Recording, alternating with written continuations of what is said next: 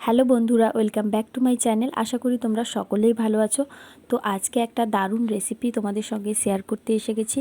তো যারা একদম পটল খেতে পছন্দ করে না তাদের জন্য এই রেসিপিটা একদম পারফেক্ট। তো আজকে কিন্তু রেসিপিটা একদম অন্যরকম হতে চলেছে, আশা করি তোমাদের ভালো লাগবে। তো দেখতে থাকো পুরো রেসিপিটা। এখানে আমি 500 গ্রামের মতন পটল নিয়েছি, আর পটলগুলোকে গোটা অবস্থায় ভালো করে ধুয়ে নিয়েছি, কারণ কেটে যদি পটলটাকে ধোয়া হয় তাহলে কিন্তু জল ঢুকে যাবে। তাই জন্য আমি আগে থেকেই ধুয়ে নিয়েছি। তারপর ওপরের খোসাটাকে পুরোপুরি ছাড়াবো না, মানে ওপরের সবুজ অংশটাকে ছুরি দিয়ে একটু ঘষে ঘষে তুলে দেব। তারপর ওটাকে মাঝখান বরাবর চিড়ে দিয়ে ছোট ছোট করে টুকরো করে নেব। তো প্রত্যেকটা পটলগুলোকেই আমি এভাবে ছোট ছোট টুকরো করে কেটে নিয়েছি, আর এর মধ্যে দিয়ে দিচ্ছি একটা টমেটো, আর টমেটোটাকেও আমি ঠিক এইভাবেই কেটে নিয়েছি। তারপরে আমি একটা কড়াইতে অল্প পরিমাণ জল দেব, তারপর এই কাটা সবজিগুলো দিয়ে দিয়ে এটাকে কিছুক্ষণের জন্য ঢাকা দিয়ে দেব। জলটা খুবই অল্প পরিমাণ দেব যাতে সেদ্ধর সময় শুকিয়ে যায়। তো সেদ্ধ করা হয়ে গেছে, এবার আমি এটাকে ব্লেন্ডারে দিয়ে দেব। ব্লেন্ড করার জন্য সামান্য একটু লবণ দিয়ে এটাকে ভালো করে ব্লেন্ড করে নেব। ব্লেন্ড করার সময় কিন্তু কোনো জল ব্যবহার করা যাবে না, কারণ এটা কিন্তু খুব পাতলা হয়ে যাবে।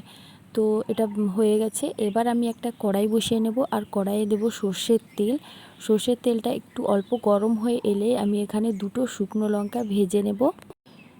লঙ্কাটা ভালো করে ভেজে নিয়ে আমি কিন্তু এটা তুলে নেব, এটা আমার পরে কাজে লাগবে।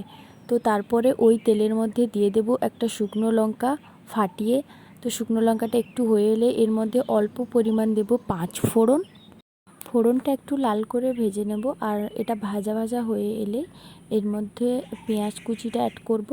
তো পেঁয়াজটাকেও একটু ভালো করে লাল লাল করে ভেজে নিতে হবে, যাতে এর কাঁচা গন্ধটা না থাকে। তো কাঁচা গন্ধটা না থাকলেই ভালো লাগবে। তারপর পেঁয়াজটা একটু হয়ে এলে এর মধ্যে কয়েকটা রসুন থেতো করে দিয়ে দেব, আর রসুনটাকেও একটু ভেজে নেব। রসুন কুচিটা দেওয়ার পরে কিন্তু বেশিক্ষণ ভাজা যাবে না, অল্প একটু নাড়িয়ে নেব। তারপরে দিয়ে দেব হলুদ গুঁড়ো আর লঙ্কার গুঁড়ো।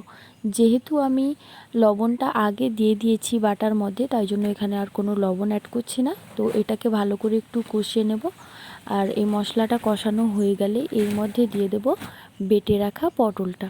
পটলটা ভালো করে বাটা হয়েছে, তাই এটাকে দিয়ে দিলাম। তো এটাকে দিয়ে দেওয়ার পর কিন্তু সব সময় নাড়তে হবে, মানে যতক্ষণ না এটা শুকনো হয়ে আসছে ততক্ষণ কিন্তু নাড়াতে হবে এভাবে, না হলে কিন্তু বসে যেতে পারে। তো ভালো করে নাড়িয়ে নিয়েছি। তারপর এর মধ্যে আমি কয়েক দানা চিনি অ্যাড করলাম, তোমরা চাইলে এটা নাও দিতে পারো। তো চিনি অ্যাড করে দিয়ে এটাকে ভালো করে কষিয়ে নিচ্ছি। একঘেয়েমি পটলের তরকারি খেতে খেতে যারা মানে ভালো লাগছে না, তারা কিন্তু এটা বানিয়ে দেখতেই পারো। এটা কিন্তু দারুণ খেতে হয়। তোমরা কিন্তু একবার যদি বানাও বারবার বানানোর রিকোয়েস্ট আসবে। তো তোমাদের সঙ্গে কথা বলতে বলতে আমার কিন্তু এটা শুকনো হয়ে এসেছে, তাই আমি এর মধ্যে সর্ষের তেল দিয়ে দিলাম, কাঁচা সর্ষের তেল। আর আমি যে লঙ্কা দুটো ভেজে রেখেছিলাম ওটাকে ভালো করে গুঁড়ো করে দিয়ে দিলাম। তো দেখো, এটা আমি এবার নামিয়ে নেব। তো আমার পটলের রেসিপিটা তৈরি, পটলের ভর্তা যেটার নাম। তো আমি উপর দিয়ে একটা কাঁচা লঙ্কা দিয়ে দিলাম। দেখো, দেখতে যেমন সুন্দর হয়েছে, খেতেও কিন্তু খুবই ভালো হয়েছে। তোমরা একবার ট্রাই করে দেখো, খুব ভালো লাগবে তোমাদের। রেসিপিটা ফার্স্ট টাইম ট্রাই করলাম, আমার তো বেশ লেগেছে। তো তোমাদেরও আশা করি ভালো লাগবে। আর ভিডিওটি ভালো লাগলে লাইক কমেন্ট শেয়ার অবশ্যই করো। দেখা হচ্ছে পরের ব্লগে। টাটা।